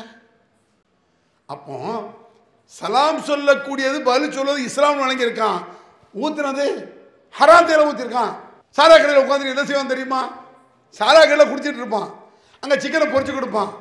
அந்த சிக்கன் கூட அந்த பையன் இது ஹலாலாடா, ஊத்துறது ஹராமு, இது மட்டும் ஹலாலா. அவன் என்ன விலகி வச்சிருக்கான் பாருங்க. நபி வழி யாருக்கும் எதுவும் நடக்கலாம். சஹாபாக்களுக்கு கூட லேசாந்த ஒரு புத்தி வந்துச்சுன்னு சொல்லல, நீங்கள் முஸ்லீம்கள் இல்லை, ஏன் முஸ்லீம்ல ஷேர்ல கொடுக்கணும், அப்படி கொண்டு போய் விட்டுரும். அதனால ஜாக்கிரை, ஒவ்வொரு நேரத்திலும் கேட்கணும், யா அல்லாஹ் எனக்கு சரியான வழியை காட்டு. தொழுகையில் மட்டும் கேட்கக்கூடாது, தொழுகை முடிஞ்ச பிறகு கேட்கணும். அஸ்அலுக்கல் ஹுதா வத்துகா வல் அஃபா வல் கினா. நாங்க ரசூலுல்லாவை விட நேர்வழியில் யார் இருந்துட முடியும்? யா அல்லாஹ், உன்னிடத்தில் நேர்வழியை கேட்கிறேன். அஸ்அலுக்கல் ஹுதா வத்துகா, இறையச்சத்தை கேட்கிறேன், எனக்கு தக்வாவத்தா அப்படிங்கிறார் ரசூலுல்லாஹ். வல் அஃபா வல் கினா, சுயமரியாதையை கேட்கிறேன். காசுக்கா அடுத்தவனை சிரிச்சு நான் நிற்கக்கூடாது. வல் கினா, வசதியை கேட்கிறேன். சொத்தைத்தா, சுகத்தைத்தா, சுயமரியாதைத்தா, நேர்வழியைத்தா, இறையச்சத்தைத்தா. இதை கேட்டுக்கிட்டே இருந்தால் கேட்டுக்கொண்டே நாம் இருக்க வேண்டும். எல்லா முஸ்லிம்களும் இதை கேட்டுக்கொண்டே இருந்தோம் என்று சொன்னால் இம்மையிலும் மறுமையிலும் வெற்றி பெறலாம். அது போன்ற மாபெரும் வெற்றி அந்த ரப்புல் ஆலமீன் எல்லோருக்கும் தருவானா என்று சொல்லி முடிக்கிறேன். அல்ஹம்துலில்லாஹி ரப்பில் ஆலமீன். அல்லாஹு அக்பர், அல்லாஹு அக்பர்.